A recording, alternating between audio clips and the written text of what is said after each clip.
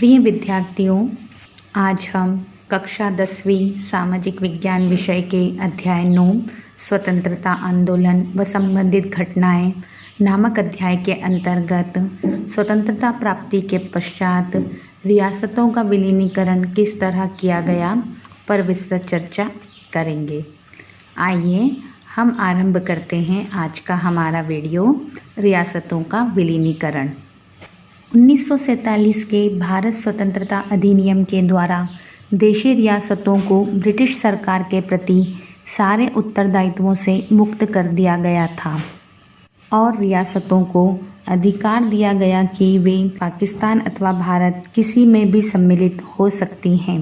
राष्ट्रीय अस्थायी सरकार में 27 जून 1947 ईस्वी को सरदार पटेल ने नवगठित रियासत विभाग का अतिरिक्त कार्यभार संभाल लिया।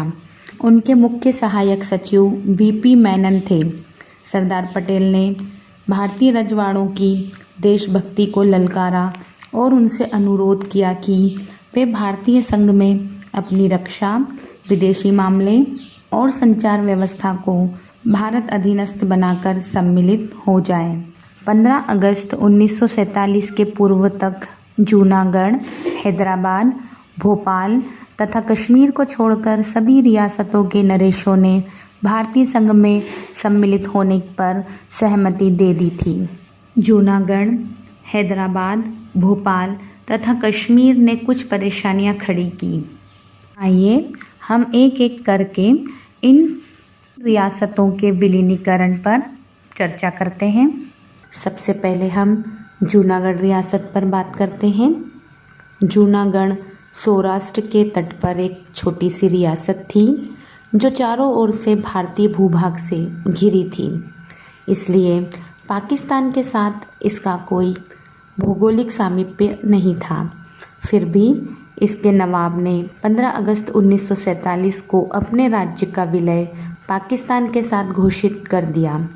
हालांकि राज्य की जनता, जो अधिकांशतः हिंदू थी, भारत में शामिल होने की इच्छुक थी, अतः उसने जन आंदोलन आरंभ कर दिया। नवाब भागने को मजबूर हुआ। जूनागढ़ के तात्कालिक दीवान शहनवाज भुट्टो, जो कि जुल्फ़िकार अली भुट्टो, जो प्रधानमंत्री थे पाकिस्तान के, उनके पिता थे, ने भारत सरकार को हस्तक्षेप करने के लिए आमंत्रित किया। इसके बाद भारतीय सेना राज्य में प्रवेश कर गई। फरवरी 1948 ईस्वी में रियासत में एक जनमत संग्रह कराया गया जो भारत के पक्ष में हुआ। इस प्रकार जूनागढ़ का भारत में विलय हो गया। इसी तरह दूसरी रियासत जम्मू कश्मीर थी। जम्मू कश्मीर रियासत की सीमा भारत और पाकिस्तान दोनों से मिलती थी।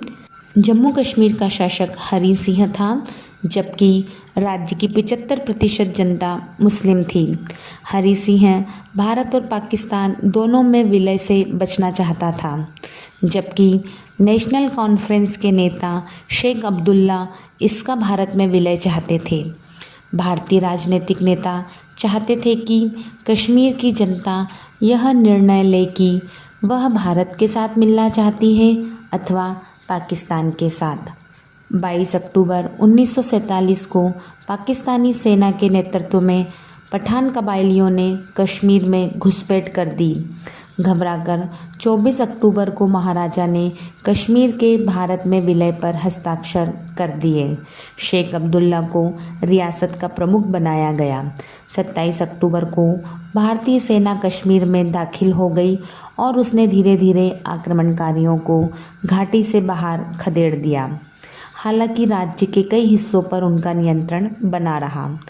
भारत और पाकिस्तान के बीच युद्ध के खतरे को देखते हुए भारत सरकार 30 दिसंबर 1947 को माउंटबेटन की सलाह पर कश्मीर समस्या को संयुक्त राष्ट्र की सुरक्षा परिषद में भेजने को तैयार हो गई, जिसमें पाकिस्तान द्वारा अतिक्रमण किए गए क्षेत्रों को खाली करवाने का आग्रह किया गया था। सुरक्षा परिषद ने पाकिस्तान के अतिक्रमण पर ध्यान देने की बजाय ब्रिटेन और अमेरिका के निर्देशों पर पाकिस्तान की तरफदारी की।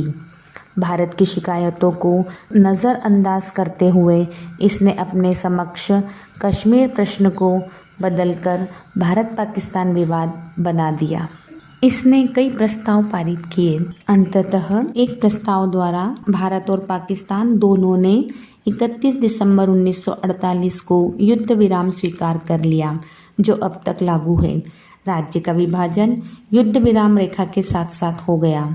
1951 ईस्वी में संयुक्त राष्ट्र संघ ने एक प्रस्ताव पास किया जिसमें पाक अधिकृत कश्मीर से पाकिस्तान की सेना को वापस लिए जाने के बाद संयुक्त राष्ट्र की देखरेख में एक जनमत संग्रह का प्रावधान था। यह प्रस्ताव भी विफल हो गया क्योंकि पाकिस्तान ने अपनी सेनाओं को वापस बुलाने से इनकार कर दिया। तब से लेकर आज तक कश्मीर भारत और पाकिस्तान के बीच विवाद का विषय बना हुआ है। भारत कश्मीर के विलय को अंतिम अपरिवर्तनीय मानता है तथा कश्मीर को अपना अभिन्न अंग मानता है, परंतु पाकिस्तान इस दावे को मानने से इनकार करता है। जम्मू कश्मीर को लेकर भारत सरकार ने हाल ही में जो परिवर्तन किए हैं उनके बारे में हम अगले वीडियो में विस्तृत चर्चा करेंगे। आइए अब हम हैदराबाद रियासत पर नज़र डालते हैं। हैदराबाद रियासत उस समय भारत की सबसे बड़ी रियासत थी और इसकी जनसंख्या 7 करोड़ थी। यह रियासत चारों तरफ से भारतीय भूभाग से घिरी हुई थी।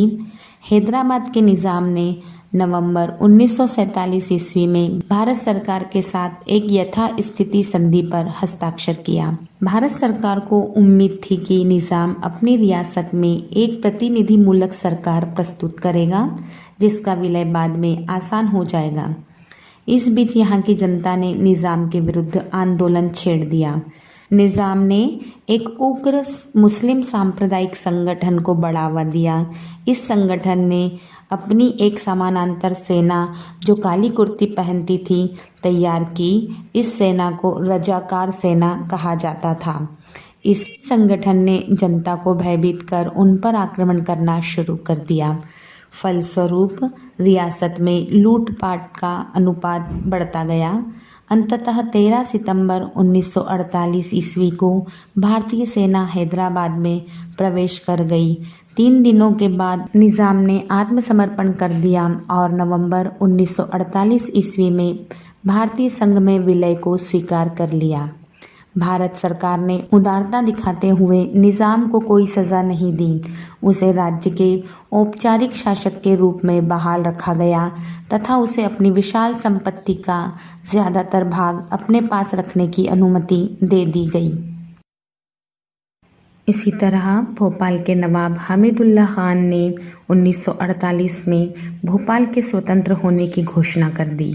विरोध स्वरूप विलीनीकरण आंदोलन आरंभ हो गया। अंततः 30 अप्रैल 1949 को नवाब ने हार मान ली और 1 जून 1949 को भोपाल भारत का हिस्सा बन गया। इस तरह सरदार पटेल के नेतृत्व में भारतीय संघ में देशी रजवाड़ों के विलय का कार्य संपन्न हो गया।